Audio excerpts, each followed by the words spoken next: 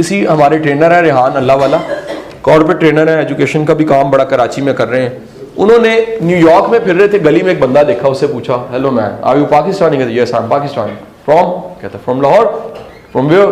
कहते जी from Johar town. कौन सा ब्लॉक? कहता कोई ब्लॉक नहीं। तो क्या मतलब? कहता वो जुगिए नहीं एक्सपो के? कहता हाँ। क्या वहां रहता हूँ। यहां कैसे आ गए? कहता फेलोशिप लगी है जी, मैं तो एजाज से है यहाँ पर। कहता किस तरह? उसकी कहानी नेचुरल सी बनी हुई है मोबाइल से, और ये अब तक को लाखों लोग इस वीडियो को देख चुके हैं सर। और ये डीएसडी में एक सच्चा वाकया ये है कि मैं एक दफा वीडियो दिखा रहा था, किसी ने इधर ऑफिशियल तस्वीर बनाई फेसबुक पे गई, इस लड़के ने मुझे राब्ता कर लिया। सर कुछ राब्ता हुआ रेडियो उसके साथ मैंने किया। एक यूनिवर्सिटी में उन दिनों पढ़ा रहा था, साइकोलॉजी का कोई सब्जेक्ट, मैं उसे ले गया, मेरी पूरी क्लास धाड़े मार के रोई एक जुमले पे। इसे किसी लड़की ने सवाल किया कि आपके फादर क्या करते हैं? कहता खोती रेडी चलाते हैं। उसने कहा आपको शर्म नहीं आती? लड़की ने कहा शर्म नहीं आती आपको? इस बात पे कभी शर्म महसूस हुई है? कहता नहीं, मुझे फख्र महसूस होता है क्योंकि मेरा वालिद चोरी नहीं करता। मुझे फख्र महसूस होता है मेरे वालिद ने मुझे हलाल से पाला। कहता है मुझे फख्र महसूस होता है मेरे वालिद ने कभी डंडी नहीं मारी। मुझे फख्र महसूस होता है मेरे वालिद ने कभी किराया ज्यादा नहीं लिया। तो सर जिसको इन बातों पे फख्र होगा सर, वो तरक्की फिर क्यों नहीं करेगा? सर जरा इसकी स्टोरी सुनिएगा जी। आज मैं न्यूयॉर्क में हूँ और आज एक मुझे बहुत ही गजब के पाकिस्तानी से मुलाकात हुई है और मैं इनकी स्टोरी आपके साथ शेयर करना चाहता हूँ। साबिर भाई आप अपनी स्टोरी शुरू से सुनाएं कि वो कूड़ा चुनने से शुरू करें। Thank you so much Riyan भाई। मेरे बचपन का आगाज कूड़ा चुनने से हुआ था। जैसे मैंने आपको पहले बताया, मैं पाकिस्तान में जो झोंपड़ी में लोग रहते हैं उन्हीं में से एक हूँ। और मेरे अब्बू गधा गाड़ी चलाते हैं और मेरी अम्मी घरों में मासी के तौर पे काम करती है। और मुझे बचपन से मेरे अंदर एक बहुत बुरी आदत है कि मुझे पढ़ने का शौक था।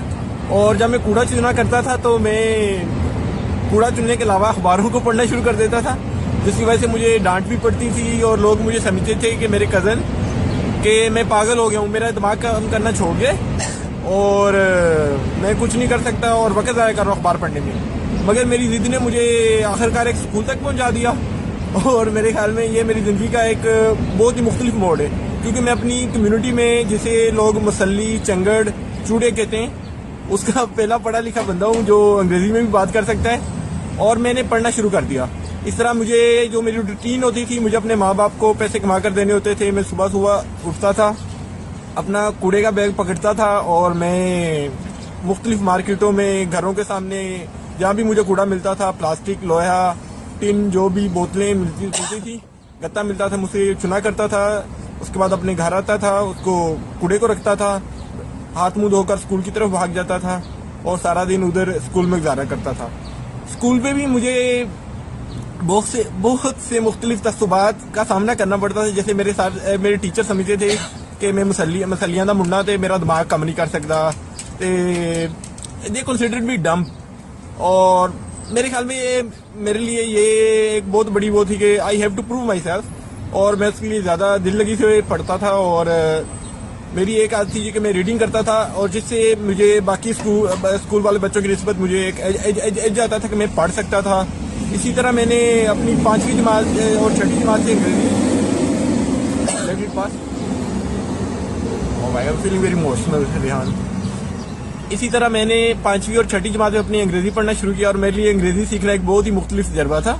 जैसा कि अंग्रेजी में बड़े हरूफ होते हैं, कैपिटल लेटर्स होते हैं और स्मॉल लेटर्स होते हैं, और मुझे बिल्कुल ये सेंस नहीं होती थी कि अगर हमारे पास बड़े हरूफ है तो मैं स्मॉल लेटर्स को यूज करने की क्या जरूरत है। इसने मेरा बहुत अच्छा खासा वक्त लिया। मगर मुझे पहली दफा जब अंग्रेजी से इंट्रोडक्शन हुआ तो मुझे एहसास हुआ कि पाकिस्तान में जिन लोगों को अंग्रेजी बोलना आता है उनको लोग मुख्तलिफ अंदाज में ट्रीट करते हैं। तो ये भी मेरे लिए एक बड़ा, मुझे बचपन से इस बात की रियलाइज हो गया अगर मैं इंग्लिश सीख सकता हूँ तो सोसाइटी मुझे मुख्तलिफ अंदाज में ट्रीट करना शुरू कर देगी। इसी तरह मैंने अंग्रेजी सीखना शुरू किया और मैंने अपनी 2 नोटबुक्स सिर्फ यही लिखने में कर दी। मुझे लगता था कि जो भी बंदा मेरा इंट्रोडक्शन ज्वाइनिंग राइटिंग से हुआ था और मुझे बड़ी अजीब लगती थी कि रेहान साहब जब आप ज्वाइनिंग राइटिंग लिखते तो वो ऐसे लिखा होता है कि किसी ने ये ऐसे लिख दिया है। तो मेरे लिए ये मैंने अपनी 2 नोटबुक्स इसलिए भरती कि शायद मैं अंग्रेजी लिख रहा हूँ। मुझे बहुत बाद में जब टीचर से थप्पड़ पड़े कि आपने 2 अपनी कापियां ज़ाया कर दी हैं तो मुझे अंदाज हुआ कि ये अंग्रेजी ऐसे लिखी जाती। खैर मैंने अंग्रेजी सीखी, मैंने बड़ी शिद्दत से अंग्रेजी सीखी, मैंने टेंसेस सीखे, मैंने एक्टिव पैसिव वॉइस सीखे, मैंने डायरेक्ट इनडायरेक्ट सीखे, मैंने एनालिसिस करना सीखा। मैंने एक ग्रामर पढ़ी जो एक इंडिया से उस वक्त मिला करती थी, हाई स्कूल ग्रामर कंपोजिशन, और इसे रैंड एंड मार्टन ने लिखा था, जो बहुत ही जबरदस्त है। मैं बच्चों को अभी भी रिकमेंड करता हूँ ट्यूशन पढ़ाते हुए।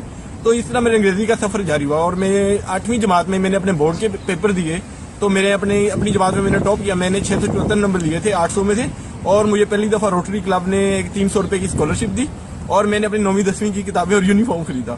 इस तरह मेरा ये सफर जारी रहा। मगर अब मुझे अंग्रेजी पढ़ना लिखना आ गया, तो इसका सबसे बड़ा फायदा ये हुआ कि मैं अपने साथ जो मेरे साथ क्लास फेलोज थे उन्हें ट्यूशन पढ़ाना शुरू हो गया। मैं उनके घरों में जाने लग पड़ा। मैंने सुबह कूड़ा चुनने की बजाय सुबह घरों में अखबार फेंकने शुरू कर दिए। जहाँ मेरी अम्मी काम करती थी, मैंने वहाँ जाकर गाड़ियाँ साफ करना शुरू कर दी। अब मैं पानी बेचने के अलावा गाड़ियाँ साफ करने का शुरू हो गया। यानी जैसे जैसे मेरी ये तलीम मिलती गई, माशरे का रवैया भी बदलता गया। मगर मेरे अंदर एक वो जो तड़प थी ना कि मुझे पढ़ना है, वो मेरे अंदर और ही मुझे प्रेशराइज कर रही थी कि मुझे और पढ़ना है। मैंने साथ साथ ना सिर्फ अपनी स्कूल की किताबों के अलावा मैंने रशियन लिटरेचर पढ़ना शुरू कर दिया। मैंने जो भी मुझे मिलता था वो पढ़ना शुरू कर दिया। मैं इसमें एक बचपन का वाकया कोट करना चाहता हूँ कि मैंने जब मेरे 7वीं जमात में पढ़ता था, तो मुझे अभी तक याद है कि मेरी अम्मी घरों अपने सर पे एक बहुत बड़ी किताबों का दत्ता लिए हुए आई, क्योंकि पाकिस्तान में जो लोग बीकन हाउस में या लाहौर ग्रामर स्कूल में पढ़ते हैं उनकी किताबें बिल्कुल मुख्तलिफ थी। तो मुझे वो बड़ी, आज भी वो मेरी जिंदगी का बेहतरीन लम्हा है कि मैंने देखा मेरी अम्मी ने गठड़ी किताबों के नीचे रखी, और मैंने उसमें देखा तो उसमें से एक नॉवल था जिसे मैं भी रेहान साहब को बता रहा था कि मेरे लिए वो दुनिया का मुकद्दस तरीन किताब है। उस नॉवल का नाम मैं चाहूंगा कि हर बंदा वो नॉवल पढ़े जो जिंदगी में कोई सीखना चाहता है। उस नॉवल का नाम है ग्रेट एक्सपेक्टेशन, और उसे बहुत मशहूर बरतानवी नॉवलिस्ट चार्ल्स डिकन ने लिखा है। और मेरे पास उस नॉवल का जो करेक्टर पिप है, मेरे लिए शायद वो किरदार पिप था कि पूरी दुनिया में जिसके साथ मैं रिलेट कर सकता था, जो मेरी तरह हालात में रह रहा था, और अचानक उसे कोई बेनिफैक्टर मिल गया और वो उसकी लाइफ बदल गई। तो मेरे लिए ये बहुत ही लम्हा था, और अभी भी मैं उस किरदार को अपने आप से रिलेट करता हूँ, और अपने उससे मुझे हौसला मिलता है। और पता नहीं मुझे क्यों फील होता है कि अगर मैंने वो नॉवल ना पढ़ा था तो मेरी जिंदगी बिल्कुल मुख्तलिफ होती। शायद मैं इस तरह ख्वाब ना देख पाता, या इस तरह मैं बुलंद सोच का हामिल ना हो पाता। खैर, इस तरह मैंने अपना मैट्रिक किया, मैंने अकाउंटेंसी का डिप्लोमा किया, मैंने मुख्तलिफ जॉब करना शुरू कर दी, मैंने सोशल एक्टिविज्म में हिस्सा लेना शुरू कर दिया। मैंने यानी मेरे पढ़ने से अब मेरा प्रोफाइल ही बदल गया, आप इसे कह सकते हैं। मैंने लिखना शुरू कर दिया, मैं ज्यादा शिद्दत से लोगों से मिलना शुरू हो गया। मेरे अंदर जो हसास कमतरी था कि मैं चूड़ा हूँ, मैं चंगड़ हूँ, मैं वो अदब ने या लिटरेचर ने वो बदल के रख दिया। और मैं can I take a breath? Okay. इसी तरह मैंने मुख्तलिफ प्रोग्राम में अप्लाई करना शुरू कर दिया। मैं लाहौर कौंसलेट में एक खतून है जिनका मैं बहुत ही सच्चे दिल से शुक्रगुजार हूँ। उनका नाम कैथरीन किसर था। वो मुझे एक सोशल गैदरिंग पे मिली, तो she was truly impressed with my story, and उसे यकीन नहीं हो रहा था कि पाकिस्तान में ऐसे लोग भी होते हैं या इस कम्युनिटी से भी लोग पढ़ लिख सकते हैं। तो उन्होंने मुझे एक फेलोशिप की प्रोग्राम का अप्लाई करने को कहा। तो मेरे लिए ये एक बहुत ही बड़ा था, क्योंकि मैं आई वाज सो कंफ्यूज्ड कि मुझे अंदाजा नहीं था कि मैं इसके लिए सिलेक्ट हो सकता हूँ या नहीं हो सकता हूँ। खैर, आखिरी रोज मैंने उसके लिए अप्लाई किया। मैंने उनसे रिक्वेस्ट की कि मेरा कोई लेटर ऑफ रिकमेंडेशन लिख दें, क्योंकि मेरा और कोई जानने वाला तो है नहीं जो मेरा लेटर ऑफ रिकमेंडेशन लिख सकता हूँ। तो उन्होंने मेरा लेटर ऑफ रिकमेंडेशन लिखा। किस्सा मुख्तसर के मैं उस प्रोग्राम के लिए सिलेक्ट हो गया। नवंबर 2012 में मैं अमेरिका में आया, और उस वक्त प्रोग्राम का क्या नाम था? मैं उसका नाम नहीं लूँगा। नवंबर 2012 में मैं अमेरिका में पहली दफ़ा आया, और ये फेलोशिप थी अटलांटिक काउंसिल में इमर्जिंग लीडरशिप प्रोग्राम था, जिसमें 15 लोगों को पूरे पाकिस्तान में से चुना गया, और लकीली मैं भी उसमें सिलेक्ट हो गया। और जब यहाँ आया तो जब प्रेसिडेंट ओबामा के इलेक्शन हो रहे थे, हम मुख्तलिफ जगहों पे गए। वहाँ पे हम लोगों ने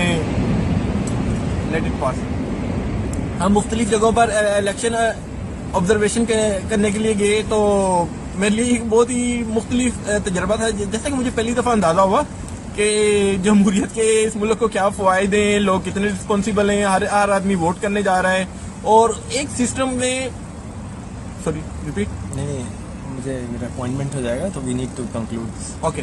तो मैं इस तरह मेरा ये पहला अमेरिका की मेरी विजिट थी। खैर, मैं इस विजिट से मेरे लिए सीखने के लिए बहुत कुछ था। और इस विजिट ने मेरी हिम्मत बंधाई कि मैं मुख्तलिफ और काम करूँ। जैसा कि मैं अभी अपने झोंपड़ी में अपने स्लम्स के या झोंपड़ियों में मैं अभी मोबाइल टॉयलेट बना रहा हूँ, क्योंकि मैंने बचपन में अपने देखा कि हमारे बहुत से रिश्तेदार या दूसरी झोंपड़ियों वाले सिर्फ कोलरा हैजे से और डायरिया से और हेपेटाइटिस से फोत हो गए, उन्हें बिल्कुल पता ही नहीं था, क्योंकि वो ज़्यादातर लोग जो होते हैं वो खुली जगह पे ही पेशाब और पखाना कर देते हैं, और वही पखाना जो पेशाब होता है वो उनके पीने के पानी में मिल जाता है, और जिससे बड़े बूढ़े बच्चे औरतें जो होती हैं वो बीमार हो जाते हैं। और it's a truly life taking disease, they are just getting life taking disease through this impure water. और मैं उनके लिए मोबाइल टॉयलेट कायम करूँगा, और मेरा इरादा है कि मैं उस मोबाइल टॉयलेट्स को उसके जो ह्यूमन वेस्ट उनका होगा उसको मैं बायोगैस में या फर्टिलाइजर में बायो फर्टिलाइजर में कन्वर्ट करूँगा। ना सिर्फ उनकी ये सैनिटेशन की प्रॉब्लम हल होगी, बल्कि उनको थोड़ी सी उससे इकोनॉमिक असिस्टेंस या बायोगैस अगर मिलेगी तो हम प्रोड्यूस करेंगे तो उनकी एनर्जी नीड्स भी मीट हो सकती हैं। Thank you so much Rihan साहब। आप डू स्कूल में क्या करें? यहाँ डू स्कूल में कैसे पहुंचे? डू स्कूल ने मुख्तलिफ सोशल एंटरप्रेन्योर से यहाँ पे आइडिया कंपटीशन कराया, जो कि यहाँ न्यूयॉर्क सिटी में मेयर का ऑफिस है जो लॉन्ग टर्म प्लानिंग और सस्टेनेबिलिटी का काम करता है। उसके थ्रू क्योंकि काम करते हैं, क्योंकि न्यूयॉर्क सिटी में तकरीबन हर रोज़ 7 मिलियन कॉफ़ी कप होते हैं वो सड़कों पर फेंक दिए जाते हैं या डस्टबिन में फेंक दिए जाते हैं। और न्यूयॉर्क सिटी की जो बहुत बड़ा खर्चा है वो इस कूड़े को या इस रीयूजेबल कप्स को लैंडफिल में भेजने में खर्च हो जाता है। तो मैं उन खुशकिस्मती से 18 लोगों में शामिल हूँ जो इस सोशल वेंचर के लिए सिलेक्ट हुए, और मैं यहाँ 10 हफ्तों के लिए हूँ। आज मेरा 9वां हफ्ता शुरू हो चुका है और अब मुझे न्यूयॉर्क की समझ आना शुरू होगी और अब मैं वापस जा रहा हूँ। और ऐसी बेशुमार कहानी। जब मैंने इसका रेडियो इंटरव्यू किया, मैंने कहा यार मैं तुम्हें टेस्ट करना चाहता हूँ। बाद में मैंने उसे कहा, कहता जी कैसे? मैं कहा मेरे ये टेस्टर्स हैं कि जिसको इल्म की वाकई प्यास होती है उसके पास किताबें होती हैं, तुम जिस पे भी आए हो जैसे भी हो किताबें। कहता सर आप परेशान ना हो। ऐसे उसने अपने कोट की जेब में से एक टैबलेट निकाली, कहता सर 4,500 किताब तो इस टैबलेट में है, लर्निंग एटीट्यूड। सर जो सीख नहीं रहा वो आगे नहीं बढ़ रहा। जब तक ये यकीन कीजिएगा ये रवैया हमारे हेड मास्टर के पास नहीं है तो एक तालिब इल्म के पास भी नहीं आएगा। मैं मतलब अक्सर सवाल करता हूं कि रिकमेंडेड कोई बुक्स आप करते हैं बच्चों को, ये यार ये पढ़ो? मैं सच बता रहा हूं सर, नहीं करते सर। चले सर जहां से इंस्पायरेशन आई, चार्ल्स डिकेंस से ही आई, बेशक चार्ल्स कहीं से आई, वो कह रहा है जी मेरा टर्न आ गया टोटली।